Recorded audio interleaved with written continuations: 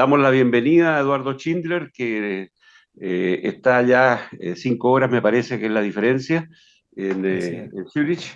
Así que muchas gracias, Eduardo, por aceptar nuestra invitación a este encuentro, a este conversatorio. Eh, la idea es poder tener un intercambio de información y de puntos de vista, conocer la experiencia suiza y ver tus propuestas para aplicarlas en la realidad chilena. Y vamos a dividir entonces este evento en dos partes. La primera, Eduardo nos va a informar sobre la experiencia suiza, haremos algunas preguntas, si es necesario, y luego una segunda parte donde Eduardo expondrá sobre sus propuestas para Chile. Así que, sin más, invito a Eduardo a iniciar su presentación. Ojalá unos 15 minutos, máximo 20, para poder tocar los dos temas con cierta profundidad. Adelante, Eduardo. Muchas gracias, Diego. Muchas gracias a todas las personas que se han tomado el tiempo de poder compartir esta experiencia de, como tú dices, intercambiar ideas. Lo bueno de la tecnología actual es que hay algunos que vamos a vivirlo como en este momento en vivo, pero después con la grabación de YouTube es una experiencia que queda también a disposición para volver a mirarla o para compartirla con otras personas de la fundación o de nuestra red de personas de contacto. Como dijiste, la presentación va a tener dos partes. Hay bastante material que tengo que compartir, así que pensemos más en 20 que en 15. Agradezco de ya la paciencia. Muchas gracias. ¿Podemos compartir entonces la presentación? Recibí el link del evento que se hizo hace una semana atrás de la Fundación en términos de participación ciudadana. A la Fundación en realidad la conozco hace por lo menos, ¿no?, 15 o 20 años. A Heinrich creo que tuve un primer contacto con él hace mucho tiempo, así que de una u otra manera sigo y he seguido la labor que ustedes hacen, que es extraordinaria, muy loable, está muy bien estructurado con los capítulos. Y el tema de hoy día es en la experiencia de Suiza, que como tal vez sabrán, el único país que aplica la democracia directa y el elemento fundamental es el derecho a referendar. Así que el propósito de esta presentación y conversación es poder compartir las visiones que yo tengo de cómo el derecho a referendar que se practica en Suiza, desde mi perspectiva, puede tener una función única en ayudar a llevar adelante el proceso de descentralización que ya lleva décadas en Chile. Así que el propósito es compartir esta opinión y explicarle el por qué yo llego a esta conclusión. A nivel de información de base, yo nací, crecí en Santiago, hice mis estudios primarios y secundarios, estudié economía en la Universidad Católica, me vine a Ginebra el año 82 a hacer un doctorado y me enamoré, por así decirlo, de Suiza, que es un país maravilloso, y me he quedado a vivir desde entonces. Y la democracia directa, ver este país tan perfecto, es un tema que intelectualmente me ha atraído desde entonces, y todos los análisis y observaciones que he hecho los he podido plasmar en un par de libros que han sido publicados en Chile. He tenido ocasión de hacer entrevistas, publicar columnas, etcétera. Así que vivo aquí desde hace 40 años y naturalmente voy a Chile con una cierta regularidad.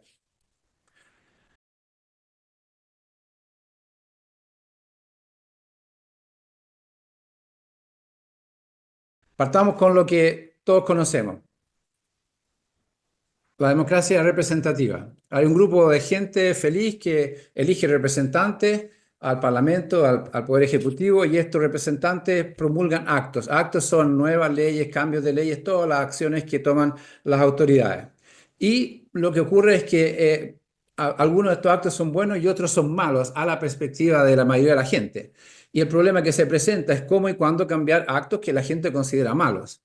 Y en la situación normal, con ciclos de 4 años de reelección, la gente se tiene que poner a esperar y entre tanto, tal vez un grupo que partió contento está menos contento y alega, hace demostraciones, en fin.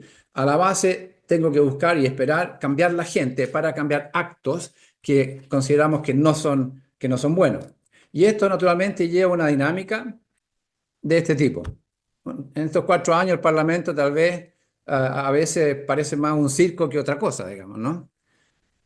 O cuando están los representantes al Ejecutivo que se quieren elegir, son procesos en que hay tal vez un cierto cinismo, hay gente que tiene la cabeza llena de aire caliente, otros que se muerden como perros, en fin. Estas caricaturas representan una dinámica que imagino en países como Chile u otros, unos más, otros menos, es la realidad que describe o ilustra de alguna manera las democracias representativas. Pensemos lo que está ocurriendo en Estados Unidos en este momento con las elecciones presidenciales. Cuando se habla de democracia directa, la diferencia es esta. Tal como en la democracia representativa, aquí en Suiza elegimos representantes que van al Parlamento y que van al Poder Ejecutivo. Esta gente hace el trabajo exactamente como en cualquier otra nación y promulgan los actos. Y este es el momento en que entra la diferencia de la democracia directa, el derecho a referendar.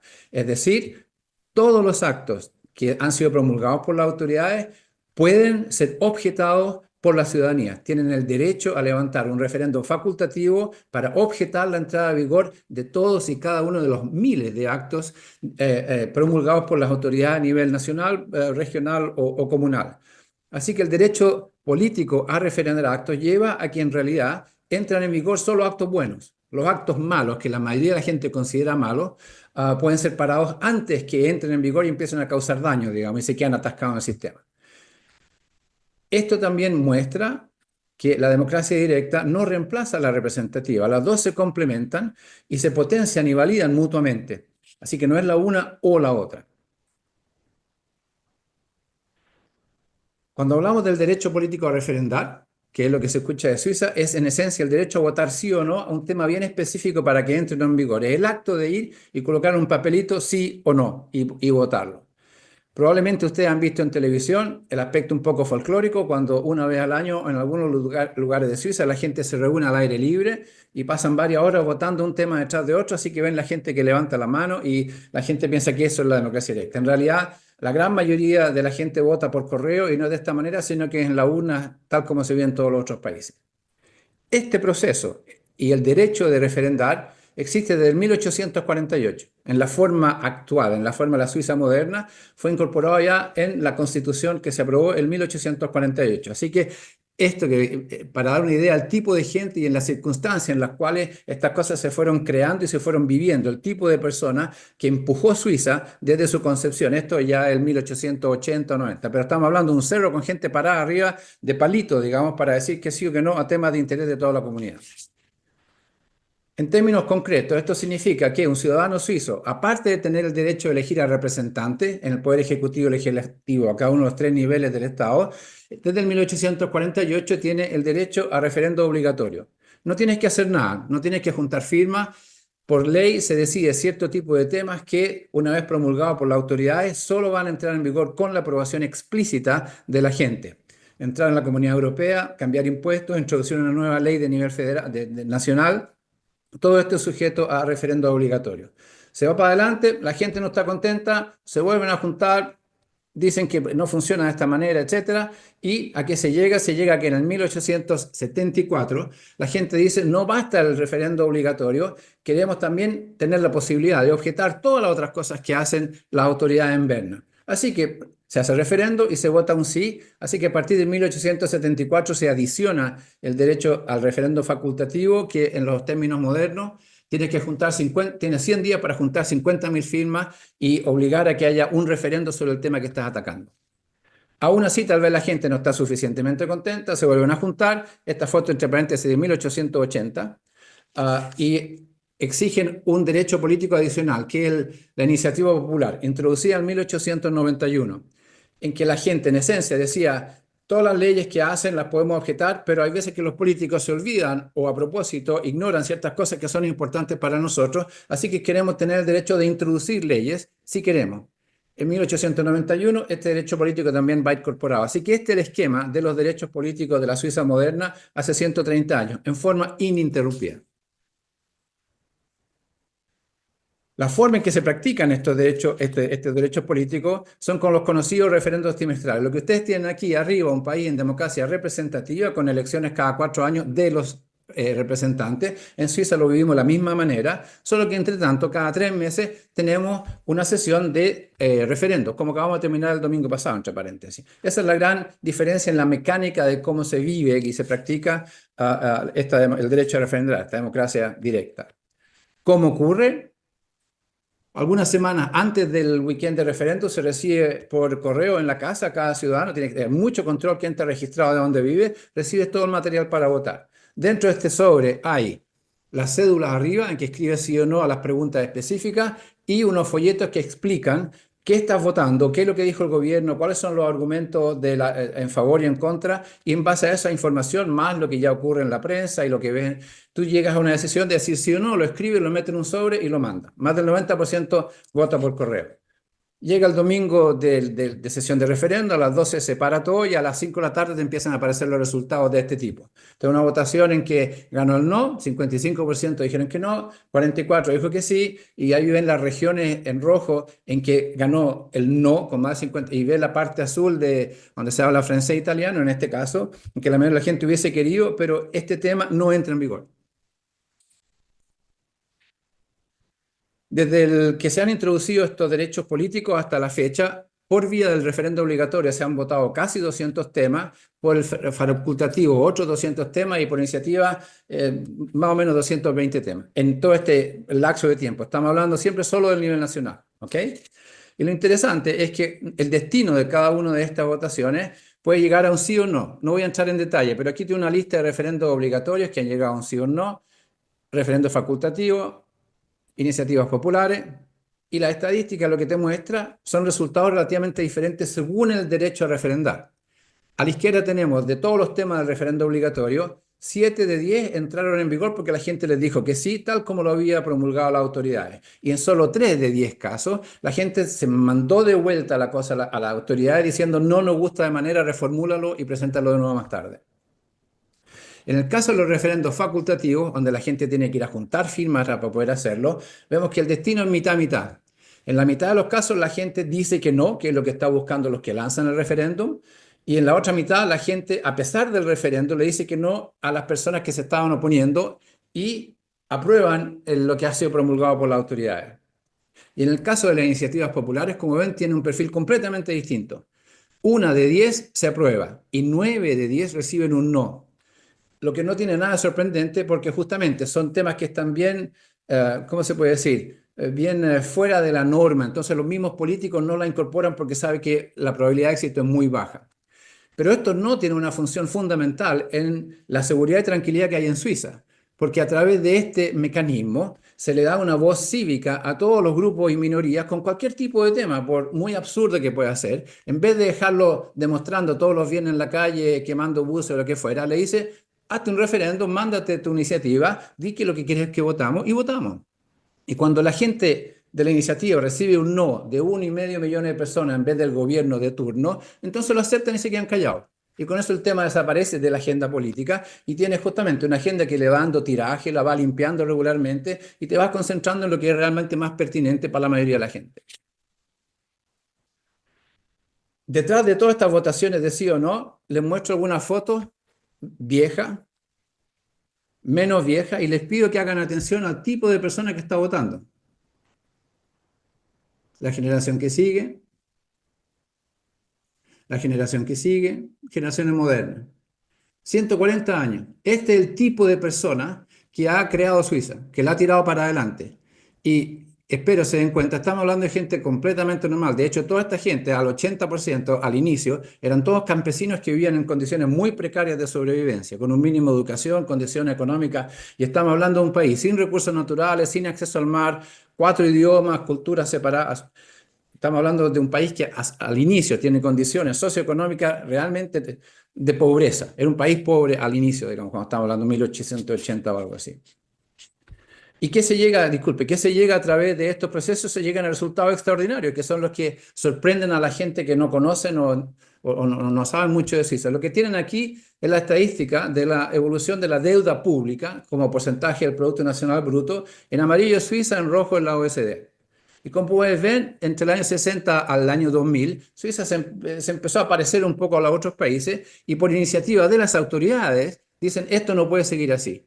No podemos seguir acumulando deuda con las complicaciones para las generaciones que siguen, etcétera. Y ven la estadística de que algo ocurrió, que Suiza no siguió creciendo y se quedó plano. En cambio que la OECD, deuda por todos lados, porque siempre ha ocurrido una crisis de una u otra razón que le justifica al presidente de turno, que fue la crisis de los bancos, o fue una guerra aquí, o fue el COVID, lo que sea. La realidad es que estamos hablando de una Suiza con el 40% de deuda contra una Italia, esta es la media de la OECD, la media. Entonces tiene una diferencia. ¿Por qué Italia tiene que pagar el 4,5% para refinanciarse al 140% de deuda pública y Suiza paga solo el 0,2%? Esta es la razón. Y lo que está detrás de esta razón, y es el punto que quiero hacer, es esto, es una votación. Se hizo una votación al principio del año 2000. Los políticos le explicaron a la ciudadanía que no se podía seguir gastando plata de la manera que se había hecho hasta ahora. No se podía seguir de la misma manera. Imagínense una democracia representativa en que un presidente tiene 4 años y va a salir a decir tenemos que bajar la deuda y no gasto más plata o tengo que reducir mis gastos. Y como ven, y esto es muy interesante, el 85% de la gente en Suiza votó que sí, estuvo de acuerdo que había que amarrarse el cinturón a través de todos los cantones, ricos, pobres, grandes, chicos, italianos, alemanes. O sea, la cultura cívica a la cual se llega a través de este proceso te lleva a este tipo de resultados que después la gente se queda diciendo cómo lo hicieron. Y les muestro otra que tal vez sale un populista, esto es el año 76, un populista que dice, estamos trabajando mucho, 44 horas a la semana, no, no, no, queremos más tiempo para estar en la casa, ocuparnos de los niños, lo que sea. Bajamos de 44 a 40 horas. Se manda una iniciativa popular, los políticos no pueden decir nada y se vota. Y se va a votar el bajar de 44 a 40 y como ven, el 78% de la gente en Suiza le dice que no a bajar su horario de trabajo, a tener 4 horas libres a la semana, con el mismo sueldo, entre paréntesis. 8 de 10 personas. Así que la pregunta es cómo se llega a este nivel de cultura cívica, educación. Y estamos hablando de gente, como les mostré antes.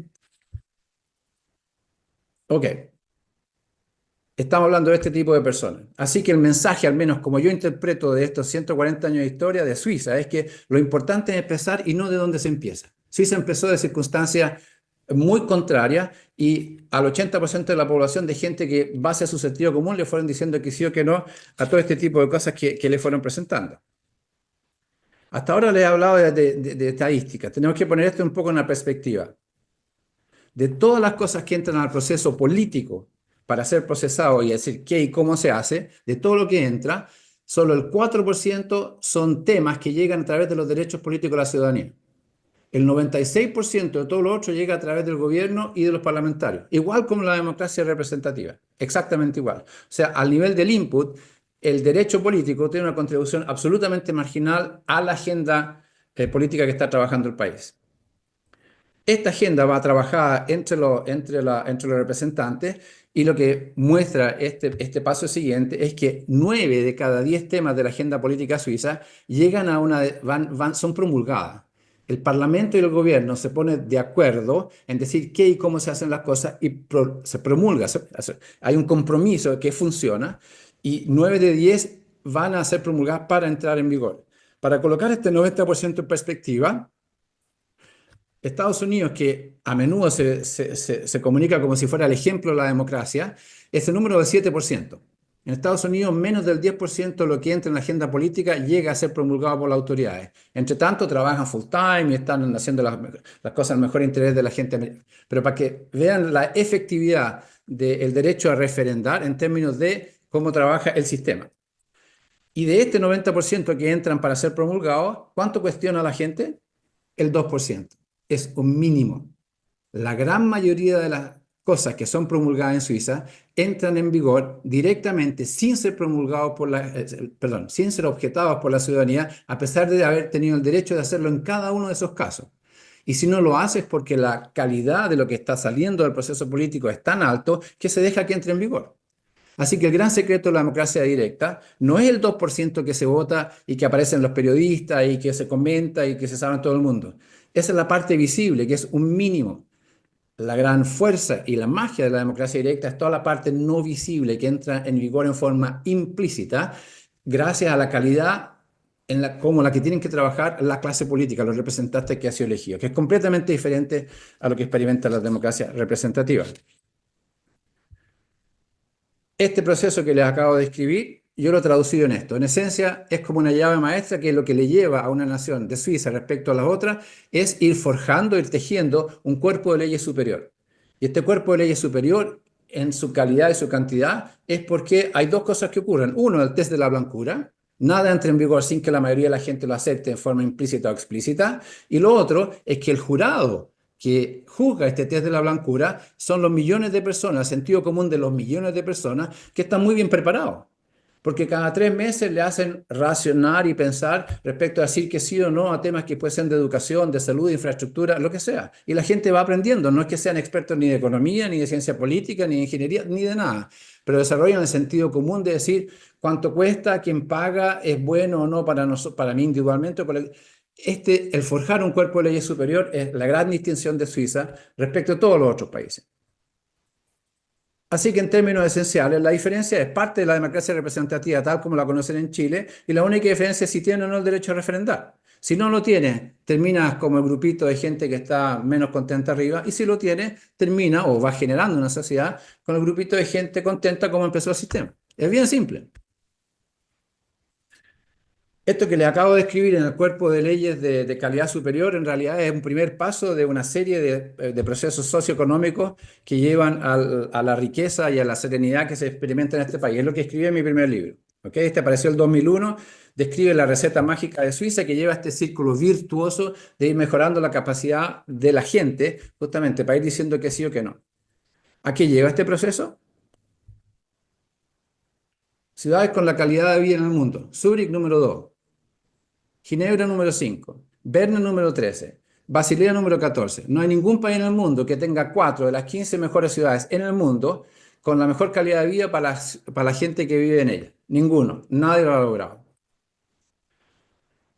Les pido que hagan atención a esta foto. Miren esta foto. Hay una gran diferencia respecto a esta segunda foto. La repito, esta foto y esta foto, a ver si dicen son dos mundos diferentes o más o menos similares. Y les digo esto porque esta foto de aquí, 110 años después, es la Bahnhofstrasse de Zúrich, una de las calles más caras del mundo, más rica, más lujosa, etcétera, ¿no? Con todas las cosas que cuando uno viene a los suizos son increíbles, naturalmente, ¿ok? Hace 110 años atrás, esta es la Bahnhofstrasse con gente que iba en carrito y a pie, y esta foto es la Plaza de Armas de Santiago. Así que hace 120 años atrás no eran dos mundos la Plaza de Armas con la Bahnhofstrasse, pero entre tanto son dos mundos completamente diferentes. Y esta realidad, han escuchado hablar tal vez de Zermatt, uno de los centros de esquí más famosos y de vacaciones, los lugares más visitados, está el famoso Matterhorn, naturalmente hay, en fin, gente rica y que va maravilloso, ¿no? Zermatt, 120 años atrás era esto. Los niñitos andaban en el verano sin zapatos, ¿ok? O ven esta es una municipalidad que está a 5 kilómetros del centro de Zurich, que es lo que está al fondo del lago, 15 minutos en bus, o sea, al lado del centro financiero, digamos por así decirlo. De las 2.100 municipalidades de Suiza, es la número 4 o 5, o sea, está entre las mejores. Este lugar, 120 años atrás, calle de tierra con vacas en la calle. Así que lo que nos muestra estas fotos, espero que les he compartido un poco así, es lo siguiente. Lo que tenemos en la experiencia de Suiza es que a partir de 1850, con niveles de libertad y de prosperidad bastante bajas, desarrolla al espacio de estos años con el derecho a referendar, con la democracia directa, ¿cierto? Le da libertad a la gente para que pueda expresar y desarrollar la vida política como la quiera. Y a partir de esta libertad se desarrolla una prosperidad económica que es lo que ha llevado a que Suiza sea el país más rico del mundo. Entonces, cuando aparece una estadística como esta, que son el salario neto promedio del mundo, que en Suiza es $6.100, el país que sigue, Singapur, tiene 4.000, Alemania tiene 3.000. Entonces, la pregunta es, ¿cuánto tiempo le tomaría al salario real medio de Alemania, que está en 3, llegar a 6, creciendo al 1% al año? Y la respuesta es entre 60 y 80 años, asumiendo que Suiza no creciera. O sea, en términos económicos, esta prosperidad que se ha acumulado en forma ininterrumpida por utilizar el derecho a referendar a través de la guerra y todos los otros tipos de crisis que han habido, Suiza, a partir de un país pobre, le ha sacado entre 50 y 100 años de ventaja en esta dimensión a todos los otros países del mundo. El mensaje, y esto va a ser importante para la segunda parte, es que Suiza se ha transformado en el más rico por ser el más libre. Y no lo inversa. Tú no ganas libertad por enriquecerte. Al contrario, si te emancipas cívicamente, entonces logras también emanciparte económicamente. Este es el mensaje fundamental hasta este punto. Último mensaje antes de terminar con esta parte. La gente, una de las reacciones es que sí, pero esto ayuda a los ricos y no ayuda a los pobres. Ok, lo hemos escuchado en distintas consideraciones en todas partes, en Chile y otros lugares, ¿no es cierto? Pensemos entre los más ricos que ustedes conozcan en Chile y en otros lugares. Si yo pienso a los ricos en Alemania, en Estados Unidos, en el país que se le ocurra, viven en casas grandes, tienen un montón de autos, van a esquiar a los mejores lugares, mejor acceso a la salud, a la educación, lo que sea. Viven en condiciones realmente excepcionales. Piensa en los más ricos de Suiza, viven en casas grandes, con piscina, tienen los mismos autos y en vez de esquiar a Aspen en Estados Unidos, van a esquiar a San Moritz, llegan con el avión, lo que quieran. O sea, si yo pienso la diferencia de calidad de vida entre el rico suizo y el rico de cualquier otra parte del mundo, veo una diferencia mínima o inexistente. Tienen la ventaja que no tienen que tener barrios cerrados, no tienen que colocar panderetas de 4 metros, con electricidad y vidrio, etc. Ok, la gente camina, tiene esa tranquilidad, una seguridad que es inigualada respecto a otras naciones. Pero empecemos a ir hacia los grupitos más bajos. Entonces llegamos, por ejemplo, ¿a dónde es esto? Asia, África, la gente del 20% más bajo de cualquier sociedad. Las favelas en Brasil, algunos lugares de Italia, algunos lugares en España, por no mostrarles Chile, Buenos Aires o lo que ustedes quieran. Y si les muestro la gente de periferia urbana en Zúrich, así vive la gente pobre en Suiza. Así vive el 20% más pobre en Zúrich. Así que imagínense en términos de calidad de la habitación, la seguridad del barrio, el nivel de acceso a servicios públicos, educación, transporte, la calidad del transporte público, la seguridad social si te pasa algo, etcétera. Son dos mundos. ¿Y por qué esto? Digamos, el mensaje de esto para mí, al menos como yo lo interpreto, es que obviamente en Suiza también hay una diferencia entre los ricos y los pobres, pero el nivel de cohesión social, de proximidad relativa, entre ellos es sustancialmente menor que en otras partes. Así que si lo comparo con cualquier otra nación, el mensaje es muy claro. La democracia directa, el derecho a referendar, más bajo en la situación socioeconómica del país en que va implementado, más ese grupo se va a beneficiar con su implementación. Ok, terminamos la primera parte.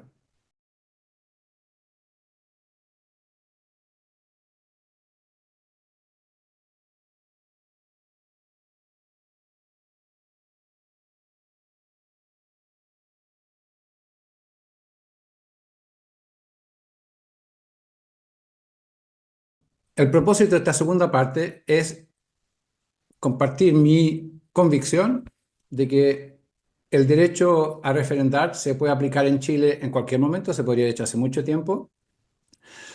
Sería fundamental para acelerar el proceso de descentralización, que está todavía en marcha, y no solo el proceso de descentralización. Así que el objetivo de esta parte es que les hablo al inicio un poco de Suiza, pero después nos vamos a la situación de Chile. Suiza, un Estado nacional, un gobierno, un parlamento, una constitución. 26 cantones, 26 poderes ejecutivos, 26 parlamentos, 26 constituciones.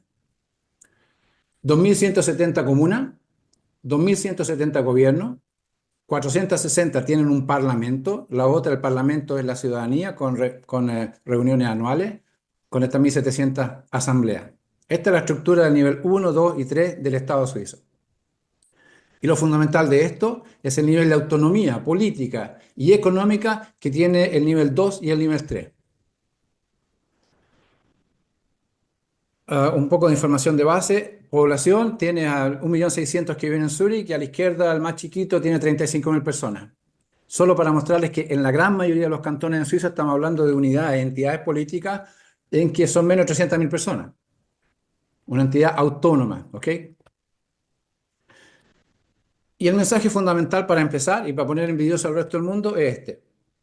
Lo que hay a la izquierda son las estructuras de ingresos por vía impositiva, distinguiendo entre el nivel nacional abajo, los cantones en el medio y las comunas arriba. El gobierno central, cada cantón y cada una de las 2.170 comunas tiene sus propias estructuras de ingresos por impuestos. Cada uno levanta sus propios impuestos. Y esto entre el año 50 y el año 2020. Y a la derecha vemos la estructura de gasto de nuevo según los tres niveles que componen el Estado. Y aquí ya con esto hay tres cosas, o dos o tres cosas fundamentales. Uno, el nivel 2 y el 3 del Estado suizo genera y gasta 2/3 de los fondos públicos. El Estado central tiene 1/3 de los fondos públicos, 1/3, no manda. Y los cantones y las municipalidades generan sus propios ingresos y deciden también con autonomía en qué lo gastan. Y como pueden ver, esa estructura es muy estable en 70 años. Y la otra cosa que no es casualidad es que el nivel de ingreso y el nivel de gasto es más o menos lo mismo, porque nadie se puede permitir tener déficits fiscales. Nadie, ningún cantón ni ninguna municipalidad. Así que el hecho de que sean similares es porque nadie puede gastar más de lo que tiene. ¿Ok? Para poner esta estructura en perspectiva mundial, como decía de Nvidia, lo que tenemos aquí a la izquierda está México. Chile tiene una estructura 93% central, 7% de plata de regiones. Y si van hacia la derecha, llegamos a países federales como Estados Unidos o Alemania, que tienen un tercio en las regiones y dos tercios es plata central. El que corta el queque es el gobierno central. Y en Suiza el que corta el queque son los cantones. Son dos mundos completamente diferentes a nivel de autonomía financiera. Tener autonomía política sin autonomía financiera es una ilusión. Suiza se ha construido desde el inicio. Esto no es una invención de un profesor del MIT o Harvard que hizo un blueprint y le fue a explicar al gobierno suizo. Esto es así del 1850 y ha ido simplemente creciendo de año en año. ¿Ok? No hay grandes peleas. Cada uno tiene su plata y tiene que vivir con ella. Disculpen. ¿En qué usa la plata? A la izquierda tiene la estructura de los cantones y a la derecha las municipalidades. El Estado suizo hace muy pocas cosas y las hace muy bien. Dos tercios de las platas se gastan solo en tres actividades. La más importante es la educación. La educación primaria y secundaria y universitaria cuesta $1.000 al año. Es pagado a través de los impuestos. El Estado suizo educa a su gente desde que empiezan a los 4 años hasta que salen en educación técnica, educación universitaria, el gasto más grande. Para darle una idea, el gobierno central financia las universidades, el gobierno de las cantones la educación secundaria y los gobiernos de las municipalidades son responsables de la educación primaria hasta los octavos básicos. El segundo es bienestar social y el tercero es salud. Tres cosas. Dos tercios de la plata van a parar en esto. ¿De dónde viene la plata? La gran parte de la recaudación impositiva en Suiza son de los impuestos de ingresos a las personas, no a las empresas. Es un entorno, un ambiente que es pro business. Las empresas tienen que ser competitivas con un franco suizo fuerte, exportan inmediatamente porque es un país tan chiquito, así que la única forma de que funcionen bien es que no les podemos cargar impuestos encima de impuestos o subsidios por acá y cosas. Hay que dejarlas lo más livianitas posible, que peleen porque ya tienen que ir a pelear en los mercados mundiales para que puedan vender sus cosas. Así que vienen en gran medida las personas. Esta es una cosa fundamental, de diferencia o de la libertad que hay detrás del poder, de la autoridad, de la autonomía de los gobiernos cantonales y municipales. Tenemos las tasas de impuestos a las personas a la izquierda y las tasas de impuestos a las empresas a la derecha. Y como pueden ver, hay una diferencia, hay uno muy bajo, por ejemplo, a las personas el 15% en el cantón de Zug y hay un cantón en que le cobra el 37%. Cada cantón decide por su propia cuenta y en realidad cada una de estas tasas no lo deciden las autoridades lo promulgan, pero la gente los tiene que votar. Este es un referendo obligatorio. Las tasas de impuestos, cambiar las tasas de impuestos son definidas en base a aprobación de la gente. Así que si tú te andas quejando que los impuestos son muy altos, entonces ándate a vivir a otra parte, porque si no tienes que cumplir con lo que la mayoría quiso, no con lo que el gobierno de turno, el gobierno anterior definió. Todas estas tasas son definidas por las personas. Y como pueden ver, en forma estructural, en las empresas es más baja que en las personas en todos los cantones. Lo que tenemos aquí es la carga fiscal en proporción del Producto Interno Bruto del cantón respectivo. El cantón de más a la izquierda, que de hecho en los cantones más ricos de Suiza, el cantón Zug, es el 7,8%. El cantón más alto, un cantón pobre, Uri, es el 23%. Pero la gran media está en torno al 12%. El Estado suizo es un Estado muy pequeño, es lo más grande que se necesita, pero lo más chico posible para no ahogar a la gente o a las empresas. Esta estructura no se la inventó nadie, este es el resultado de docenas de votaciones de los ciudadanos de cada uno de los cantones. Es una estadística que les muestro, pero esto es de la voluntad de cada una de la gente en cada uno de los cantones respectivos. Pero estamos hablando de un Estado bien ligero. Lo que tenemos aquí es el Producto Interno Bruto por cada uno de los cantones. El cantón Zúrich, el más rico, tiene un Producto Bruto en torno a los 155 miles de millones de francos y tenemos el cantón del Appenzell el chiquitito que tiene 30.000 personas, que el Producto Bruto de ese cantón son 1.000 millones. ¿Ok? O sea, hay dos muy ricos, pero la gran... Y ahora les voy a compartir algo que es tal vez nuevo y fundamental. Obviamente, como hay cantones ricos y cantones pobres, la noción de solidaridad, de que los ricos tienen que hacer atención a los pobres y sacar recursos de aquí para pasárselos allá, como se vive en la democracia representativa de una u otra manera a través de todo el mundo, en Suiza la base no existe. Existe la noción de los cantones más ricos le tienen que transmitir a los pobres. Hay un modelo, un sistema que define lo que necesita un cantón es 100. Hay 8 cantones que tienen más de 100, hay muchos que están por abajo. Así que le van a sacar plata a los cantones ricos, se las pasan a los cantones más pobres. Pero el monto total de recursos que son transmitidos a los ricos a los pobres es el 0,8% del Producto Interno Bruto de Suiza. No es nada, o es una, el 0,8%. Suiza, y esto ha sido una realidad desde que Suiza se formó. En Suiza, cada uno sale para adelante con su propia uña. ¿Ok? Nadie puede andar pidiendo y nadie puede andar ofreciendo. Existe solidaridad, pero dentro de límites muy bien definidos. Y aquí lleva toda esta autonomía financiera y autonomía política en cada uno de los cantones. Este es el producto interno per cápita de la ciudadanía en los distintos cantones. Hay 2 cantones muy ricos, Basilea ciudad, el de mala derecha, que es donde están las grandes empresas de la farmacéutica.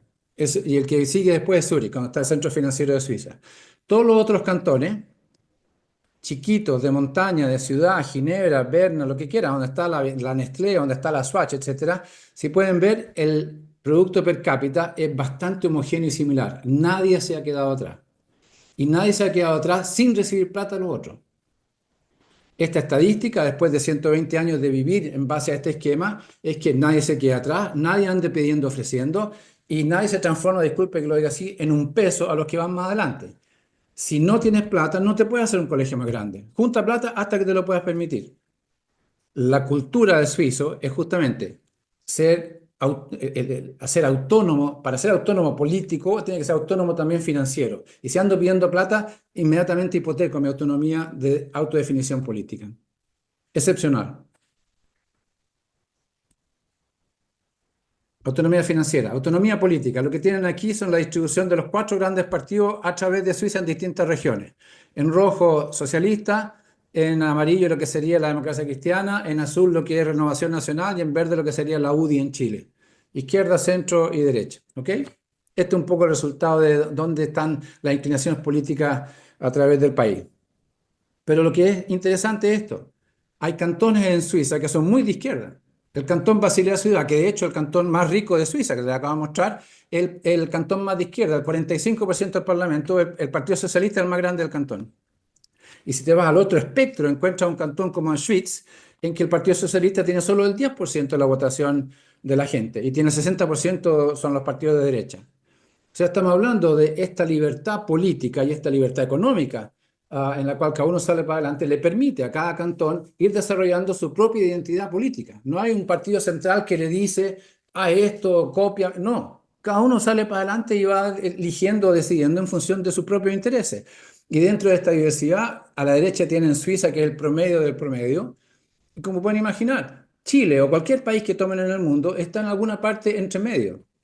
En Suiza no hay la particularidad o la peculiaridad de decir que la democracia directa funciona porque es de derecha o porque es de izquierda. Funciona a los de derecha y a los de izquierda. Le funciona a los ricos y a los pobres. Le funciona a una ciudad con 1,5 millones de personas como Zúrich o el cantón Uri, que son 50.000 personas que viven todo en la montaña. La versatilidad del principio se aplica en todas partes. Y lo interesante, disculpa, lo interesante en esta libertad política, autonomía política, es que a pesar de todo esto, hay temas, cuando se vota, por ejemplo, como en este caso, es que todos los cantones le dijeron que sí a algo. No sé cuál es el tema, pero como pueden ver hay una homogeneidad increíble. Independiente si el cantón es más de izquierda o derecha, este es un tema que claramente no le gustó a todo el mundo. Hubieron muy pocos no, la gran mayoría de la población estuvo de acuerdo, así que hay una homogeneidad a través del país increíble. Se votó que sí, adelante. Y hay temas en que el resultado es justo a la inversa. Hay algunos cantones muy convencidos a decir que sí, y hay otro tipo de cantones muy convencidos a decir que no.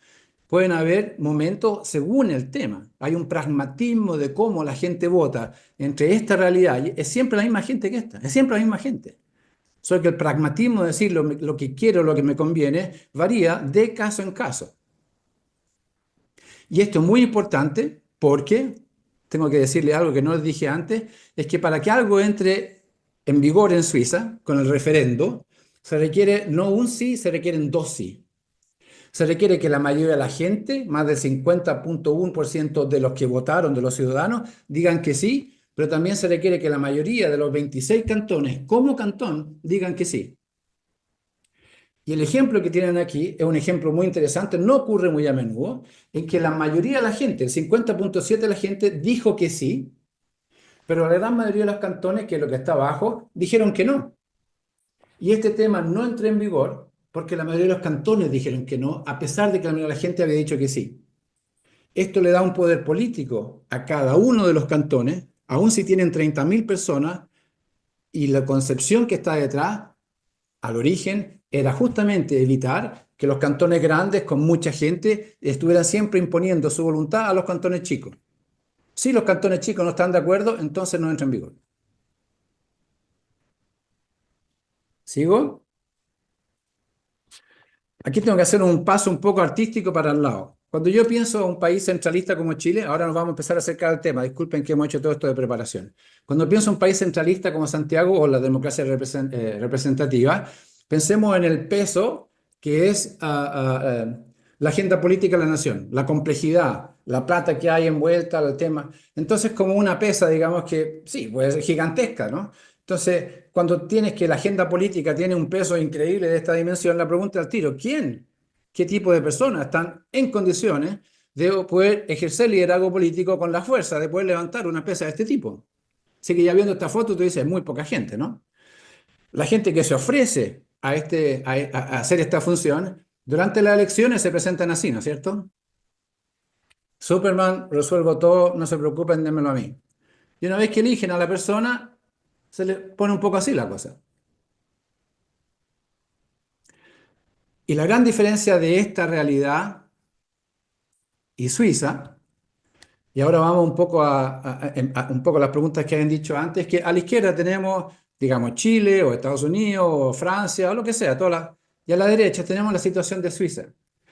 Y lo que ocurre en Suiza es que como tenemos el Estado central, 26 gobiernos cantonales y 2.100 gobiernos municipales, cada uno con mucha plata y su propia competencia de autonomía, el número de personas que pueden ocuparse de la agenda política es enorme.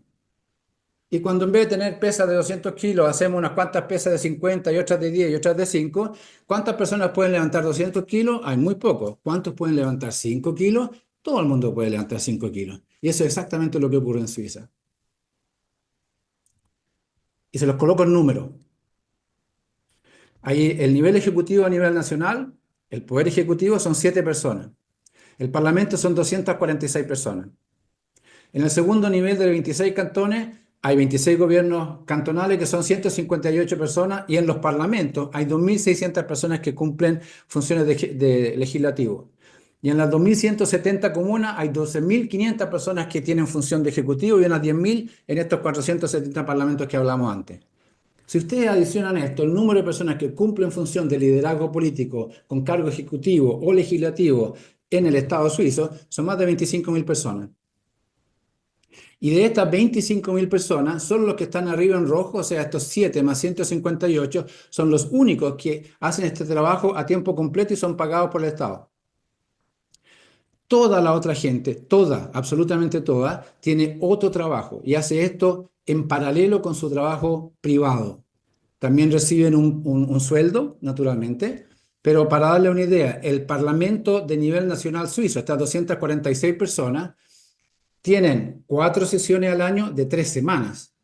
Entre tanto, tal vez hay algunas sesiones o reuniones, pero trabajan 12 de las 50 y tantas semanas del año en el Parlamento. El resto del tiempo tienen que hacer su trabajo privado. Así que el número y tipo de personas que pueden ocuparse de una agenda que ha sido dividida en todos estos paquetitos más chiquitos gracias a la capilaridad del segundo y el tercer nivel del Estado, permite que en Suiza, y esto es fundamental, no hay políticos profesionales. En Suiza no hay políticos profesionales. Y la razón o cómo uno puede llegar a esto, esta es la razón por la cual, gracias a la función de dividir, a través del sistema de subsidiariedad, recursos y responsabilidad, atribuciones políticas al segundo y al tercer nivel, al punto que no necesita. Y aquí, lo digo en forma corta, pero lo podría hacer en forma mucho más larga, imagínense cuánto se beneficia una nación si no tienes políticos profesionales. Corrupción, lo mismo de siempre, fundaciones, financiamiento de partidos, colusiones, la lista es larga, ¿no? Empiezan a desaparecer la demagogia, empieza a aparecer el populismo de izquierda a derecha, donde viene, porque el pragmatismo de la gente que me está mirando todo el tiempo en cómo uso las plata, esto es lo que está detrás de por qué en Suiza se puede trabajar de esta manera. Vámonos a Chile, ¿ok? Y empecemos con las buenas noticias, naturalmente. Eduardo, seguramente Ismael se va a tener que retirar porque tiene que irse al aeropuerto con Heinrich. Así que gracias Ismael por todo lo... No sé si está, parece que ya se retiró. Eh, eh, Puede No, sí ser. bueno. estoy todavía. Voy a Estás ahí. Pero acompañarlo, queda voy a grabado, acompañar. esto queda grabado, espero, ¿no? Se Sí, puede compartir entonces, después. Sí. que tengan buen viaje. Están en Santiago, ahora van a Temuco. Así que buen viaje. Y bueno, estamos un poco en el tiempo, Eduardo, Lo pero sé, lo sé. dale con las propuestas para Chile Gracias. sintéticos. Ujú. Ahora llegamos a Gracias. Chile, disculpa, toda esta información de base para entender por qué voy a decir, disculpa, para decir lo que voy a decir de Chile. Empecemos con la buena noticia. Yo vengo de la generación de los 70 a los 80, ¿no? Así que si tomo cómo ha crecido el Producto Per cápita en Chile del 80 hasta el 2023, yo crecí en un país que era uno de los más pobres de Latinoamérica, que entre tanto se transformó de lejos en el más rico de Latinoamérica, gracias a ciertos cambios estructurales de lejos. Chile es el país más rico, la estrella del continente. El concepto era hacer una nación que es basada a las ventajas comparativas de sus exportaciones. Miramos la exportación entre el año 91 y el 2004, o sea, de que se volvió la democracia a los 15 años después. ¿Dónde han crecido las exportaciones? En el norte y en el sur, más que en Santiago. Obviamente, las mineras en el norte, la forestal, la salmonera y otras cosas en el sur. Así que si viven en las regiones, excepcional. Este desarrollo económico a la base tiene lugar, por sobre todo en las regiones y no en la región metropolitana. Si vamos a donde va a parar la inversión extranjera directa, que viene justamente a desarrollar negocios en Chile, tres cuartos van a parar en las regiones, un cuarto va a parar en la región metropolitana, lo que no sorprende de nada. Las grandes actividades están en las regiones y no en Santiago. Así que todo esto desde el punto de vista económico es muy, muy prometente. Vamos a la descentralización. Uno va a Google y coloca descentralizar Chile, 244.000 resultados. Es un tema archi discutido desde siempre y hace mucho tiempo. Por suerte no me las tuve que leer todas. Henry me dijo, léete unas pocas, pero, ¿ok? Es una cosa que lleva mucho tiempo dando vuelta en Chile. El año 84 se crea la Subsecretaría de Desarrollo Regional con el objetivo de impulsar, coordinar, etcétera, autonomía, un tema que la voluntad, digamos, existe de hace ya mucho tiempo. Un website extraordinario. Y por cierto, también la función que ha tenido una serie de otras personas que de alguna manera han ido contribuyendo. Por ejemplo, esta es una cosa del año 95 en que un señor dice que regionalizar es un acto de rebeldía, ¿no? Hay que ir, estamos de acuerdo, es un acto de rebeldía en el sentido que es un tira-afloja entre las regiones y Santiago, ¿no? Entre la capital. Así que uno tira, se empuja, es un proceso, digamos, sí, permanente. Y cuando yo veo todas las cosas que se han hecho entre tanto, la fundación de ustedes, los documentos que se han escrito, a veces gente oficial, universidad y otros, digamos, a lo largo de todos estos años, viendo el bien que ha hecho en la parte económica, entonces decir, las regiones están andando a toda velocidad. Lo que hay aquí es la estructura del Producto Interno Bruto de Chile, dividido entre la región del norte, la región metropolitana y el sur.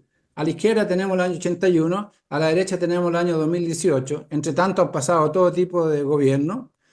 ¿Y qué ha cambiado? No ha cambiado nada. La estructura sería muy diferente si Codelco tuviera su oficina principal, digamos, en Antofagasta o Atacama en vez de Santiago, o las pesqueras del sur. Pero estructuralmente, ¿a dónde van a parar las platas? Van a parar a Santiago, no van a parar a las regiones a donde se ha generado la riqueza. ¿Qué ha pasado en el nivel de estructura de uso de fondos públicos? Se vuelve a la democracia en el año 90. El Estado central gastaba el 94%, las regiones recibían el 7%, han pasado 30 y más años desde que se volvió a la democracia. ¿Ha cambiado algo en esta estructura o no ha cambiado nada? no cambian a dónde van a parar los recursos, no cambian cómo usan los recursos del Estado en Chile. Así que la sensación, disculpa que yo lo vea de esta manera, es que a pesar de los múltiples esfuerzos, documentos, los esfuerzos tan loables que han hecho ustedes y otros, cuando van a la cosa concreta de ver un mínimo de autonomía, de mayor autonomía financiera de la región y las municipalidades, disculpa que lo diga así, cero. O marginal, al máximo, cero. Independiente de partidos que han estado a cargo entre tanto. Así que la sensación que tengo, disculpa que lo diga en forma un poco cínica, provocativa, es que en este proceso de tira y afloja, cuando hay una estructura regional en que tienes un tiburón rodeado de tantos pescaditos chicos, digamos, tú ya sabes quién va a tirar más fuerte. Así que en tanto Chile tenga esta estructura regional, yo soy más bien, ¿cómo se puede decir? Más bien negativo de los esfuerzos en forma tradicional que han ocurrido en los últimos 40 años, que si siguen haciendo en los próximos 40 años, en realidad va a cambiar algo. Y la otra sensación es que viendo todos los esfuerzos de gente como usted y otras en pelear por la descentralización, la impresión es un poco esta. La noción de lo que quiere hacer la descentralización en Chile es un auto fantástico, pero está levantado en el aire. No tiene tracción o tiene muy poca tracción. Así que acelerar más o colocarle otro motor o, en fin, un auto más grande, en tanto no haya tracción en el suelo, no van a haber cambios estructurales verdaderos que se puedan apreciar y medir. En este contexto, en realidad, el problema que está a la base de no hacer progreso en la descentralización son razones culturales de Chile que llevan mucho tiempo y que no son específicas a la descentralización, sino que la forma en que el Estado en Chile se maneja y se gestiona. Y si se resuelven esos problemas, también se va a resolver el problema de la descentralización. La descentralización no va a poder resolver en sí misma si no se resuelven los otros. Y desde mi perspectiva, el derecho a referendar es el instrumento que tal vez más poderoso para resolver estos problemas estructurales y les voy a mostrar por qué yo he llegado a esta conclusión. Se volvió a la democracia el año 90. Se le da un goodwill a la clase política en que la aceptación de las autoridades del Estado, la clase política, era en torno al 40% en la sociedad en Chile. 10 años de centroizquierda, democracia cristiana. No estamos contentos. Se pasa al Partido Socialista, 10 años de Partido Socialista, la aceptación pasa del 29 al 8% cuando termina la señora Bachelet, primer gobierno. No estamos contentos, saltemos a la derecha. Primer gobierno del señor Piñera, estamos ya al 8%. ¿Quién puede gobernar con 8% de aceptación? 4 años, no estamos contentos, pasamos a la señora Bachelet, no estamos contentos, volvemos al señor Piñera.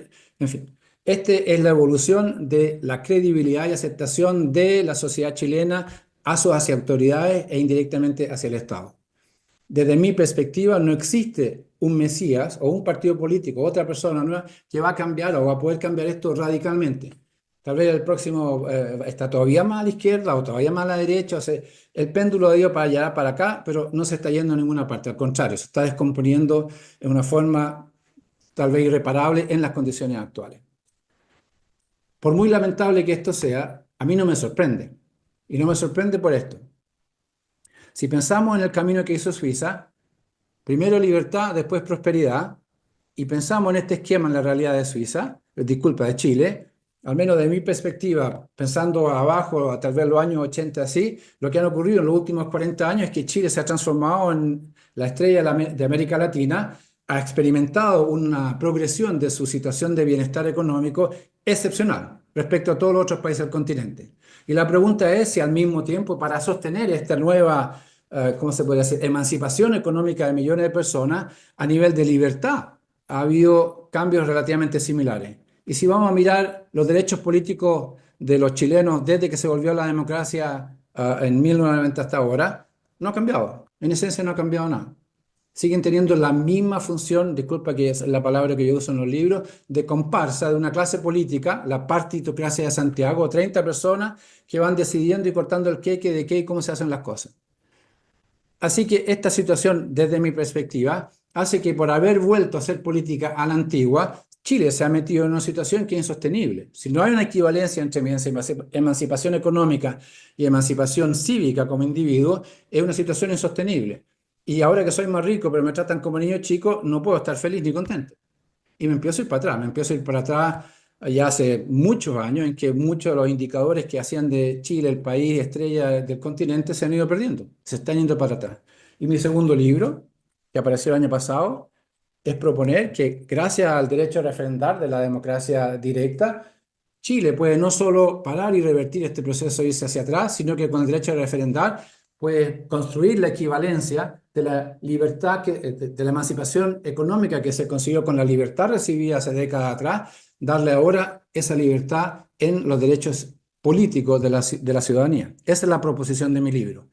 Y la razón, a la izquierda tenemos los varios elementos que son causa y síntomas de la política a la antigua. Esta es una lista que yo hice hace bastante tiempo atrás. Y como ven, el segundo punto es el centralismo. El primero es la partitocracia capitalina. Se volvió a hacer política hace 30 años atrás y hay 30 personas en Santiago hasta el día de hoy que siguen decidiendo cómo pasan las cosas en Chile. Entre ellas, el centralismo.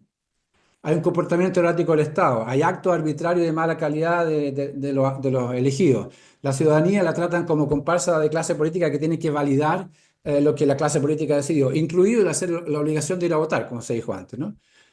Entonces, cuando yo veo cada uno de estos problemas que tienen una raíz centenaria y cultural, digo, ¿cuál es la capacidad del sistema de democracia representativa para resolverlo? Y mi evaluación de 1 a 5 es 1. Y mi evaluación del derecho a referendar de la democracia directa es 5, el extremo al otro lado. Y hago mi lista y voy criterio por criterio, y cómo conozco la democracia directa y el poder que significa el tener derecho a referendar, a mí me queda claro. Es la democracia directa, el derecho a referendar, el instrumento, y tal vez el único instrumento que está en condiciones no solo de revertir la situación actual, sino que de cambiar esa cosa estructural que tiene la sociedad chilena, que viene de generaciones hacia atrás y que, digamos, no tenía alternativa, se volvió a hacer política antigua por este aspecto estructural. ¿Qué hay que hacer? Implementar el derecho a referendar en una primera etapa a nivel de las municipalidades, se pasan 5 años, se extiende a nivel de la región, pasan otros 5 años y se extiende a nivel nacional. Toda la gente tiene que aprender y poder practicar, las autoridades, los individuos, a este nuevo rol, a acomodarse al hecho que es la ciudadanía que empieza a tener la última palabra en una serie de temas importantes para el bienestar de todos. Y las preguntas que surgen cuando uno propone una idea de este tipo es, ¿estamos en condiciones de hacerlo? ¿Lo queremos hacer? Esto es el sitio web de la región de Arica y Parinacota, que están en este momento llevando adelante una consulta ciudadana en la cual ustedes a nivel de internet pueden entrar y cada individuo puede decir la suya. Así que el poder hacerlo, la condición de hacerlo existe hace mucho tiempo. El señor Lavín hacía cosas del año 94. El señor Egon Montesino hacía cosas hace 10 años atrás. Hay muchos ejemplos en Chile de que esto ya ha tenido lugar y tiene lugar. Tiene a la gente el interés de hacerlo. En el último proceso constitucional había la posibilidad de proponer temas. 650.000 personas firmaron, 131 temas, 31 temas consiguieron más de 10.000 firmas. O sea, hay cientos de miles de chilenos que han apoyado cosas en la noción de decir que sí o no a elementos específicos. Esto es el derecho de decir la suya, tener el derecho de poder decir la suya. Mucha gente en Chile que ya está con ese apetito. Y después viene una pregunta de valórica un poco delicada, que es la pregunta que yo le hago a usted en realidad, y se la hago a todo el mundo con la que me toca hablar. La gente dice, no, en Chile la gente es egoísta, es mal educada, no saben, los van a manipular, etcétera. Yo acepto eso. Hay miles de personas en Chile que en realidad a uno lo dejan con dudas si podía funcionar o no. Pero yo al lado de esas miles de personas veo 15 millones de chilenos con un buen sentido común. Y si pienso al sentido común de los chilenos de hoy día, a los 15 millones de personas, y pienso de dónde viene el sentido común que ha construido Suiza, que son este tipo de personas, la pregunta valórica que me hago esto, y se la hago a ustedes. A la izquierda tenemos el tipo de personas que tiró adelante Suiza hace 180 años atrás, con el nivel de educación e información que podían tener en ese momento. Si les pregunto, los 15 millones de personas con derecho a voto en Chile, ¿el sentido común que tienen es inferior, igual o superior al sentido común de los suizos hace 120 o 130 años atrás? Mi respuesta, indudablemente superior. Y por eso que yo digo, se puede hacer en Chile ahora, se podría haber hecho hace 10 años, hace 50 años. La democracia directa es basada en el sentido común de la gente. Y si esto funciona, para implementarlo, hay que empezar a hacer a nivel de cada municipalidad una consulta ciudadana que le dice a la gente, ¿quiere usted tener el derecho a referendar 3 veces por año el año, digamos, 25? ¿Sí o no? ¿Y quiere usted que los resultados de estos referendos sean de tipo vinculante a partir, digamos, del año 26 en adelante? ¿Sí o no? Y empieza una municipalidad o otra, una región, y empecemos a ver qué tipo de resultados salen. Me sorprendería mucho si la gran mayoría de todas estas consultas no llegan a un sí, que la mayoría de la gente diga un sí. Y el momento en que una, dos, tres, cinco municipalidades empiecen a decir que sí o una región, el proceso se hace irreversible. Y una vez que se hace irreversible, empiezan a ocurrir cosas muy interesantes.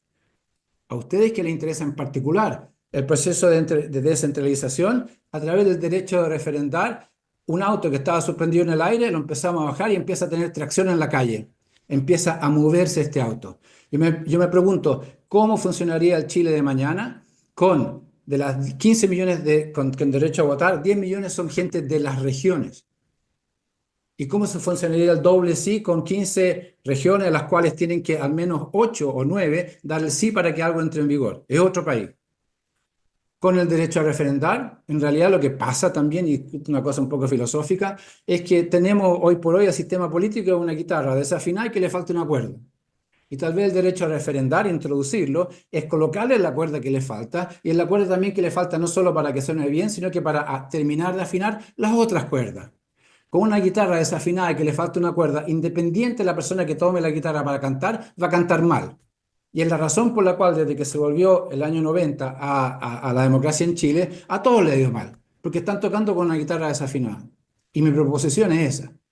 El derecho a referendar es la cuerda que le falta y que va a terminar de afinar las otras cuerdas. Y con eso, el proceso, y aquí cierro la discusión, es pasar de un país a la izquierda con el centralismo de los recursos y con esa dinámica política entre los representantes. Y yo digo, la descentralización no lleva a la democracia directa, pero si se instala la democracia directa, un país inevitablemente, referendo tras referendo, pasa a una mayor descentralización. Terminé. Muchas gracias por vuestra buena voluntad.